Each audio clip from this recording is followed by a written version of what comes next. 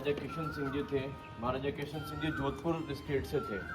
पुराने ज़माने में क्या हुआ करता था, जैसे एक राजा है, उसके दो बेटे हैं, तो सत्ता तो एक ही बेटे को मिलेगी। जो भी उसका फोर्ट है, प्रजा है, पूरी की पूरा एरिया उसे बड़े बेटे को मिलती थी। ये परंपरा चली आती थी।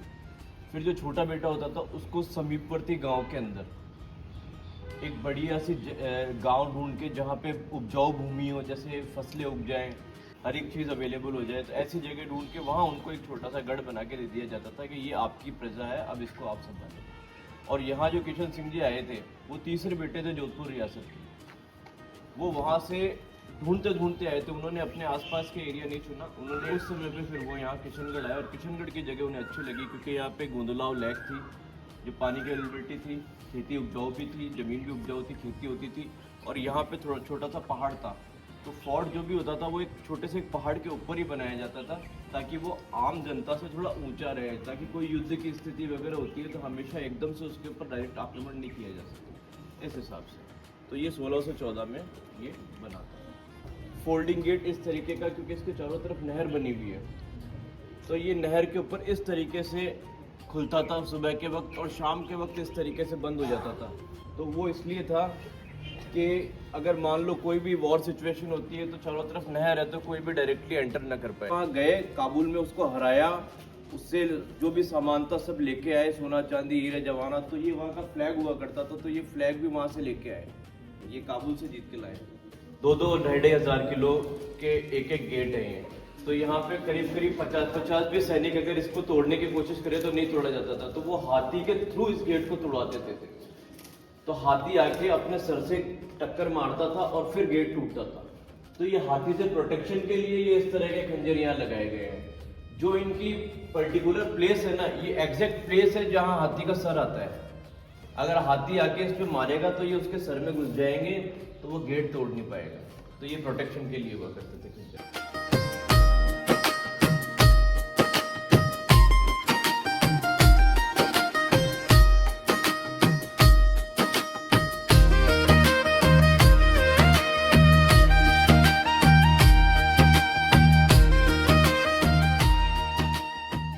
जब मुगल काल था तब बग्गियां नहीं थी, तब भी कुछ तरह की बग्गियां हुआ करती थी, पर उनको क्या ह्यूमन बींग्स, इंसान खींचा करते थे।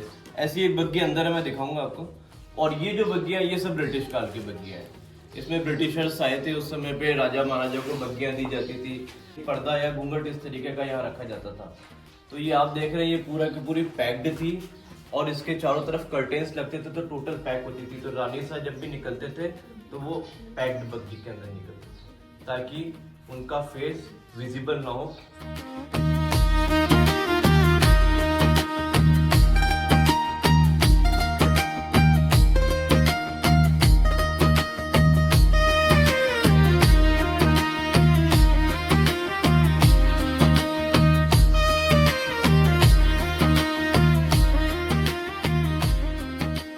का लोगो है, दो घोड़े खड़े हैं और वो बीच के अंदर है। ये है रीति और नीति। तो किशनगढ़ रियासत का मतलब है रीति, नीति, इक्विटी एंड जस्टिस।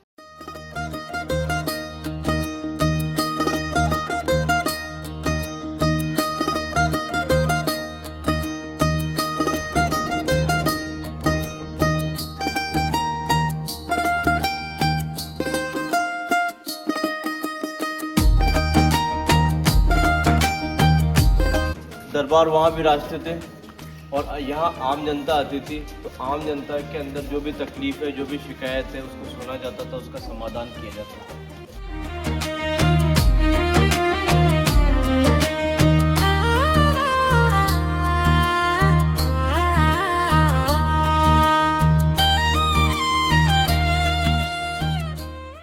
ये महाराजा यज्ञ नारायण सिंह जी, इन्होंने वायन हॉस्पिटल बनाया था।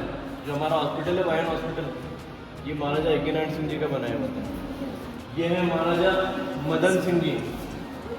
महाराजा मदन सिंह जी ने पूरा मदनगंज बनाया था। जब किशनगढ़ बसा था, तो किशनगढ़ जब बसा था तो ये जो शहर का एरिया है, जो लेक के आसपास का एरिया, जिसे पुराना शहर और नया शहर कहा जाता है, तो ये इतना ही एरिया था। उसके बाद मॉडर्नाइजेशन के अंदर जो डेवलप हुआ किशनगढ़, तो मदनगंज का एरिया बसा। वो सारा मदनगंज का एरिया महाराजा मदन सिंह जी ने बनाया।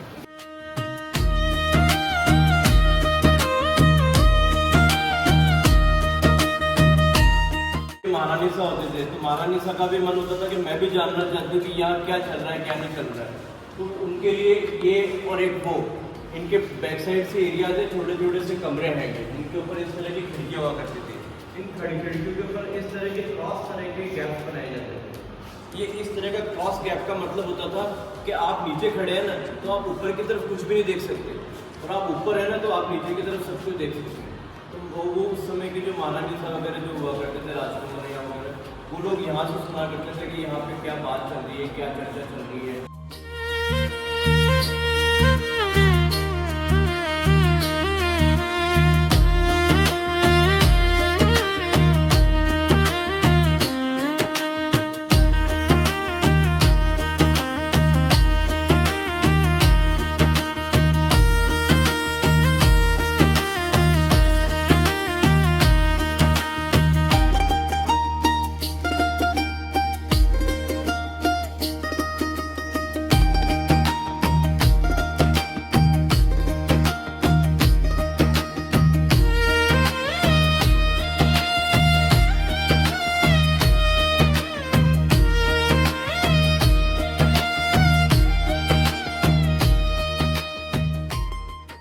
A very joyous morning, everybody. We are St. Paulians from class 7th A, and today we visited Kishangarh Heritage Fort. Today we have seen lot of things there and the history of Kishangarh. Kishan Singh made Kishangarh in 1614. And we have learned about the cannons, how they use it, the stables of horses, and the guards where they live. We also got to know that in the olden times, the ladies and queens, especially queens, were not allowed to show their faces. They had separate places in the fort.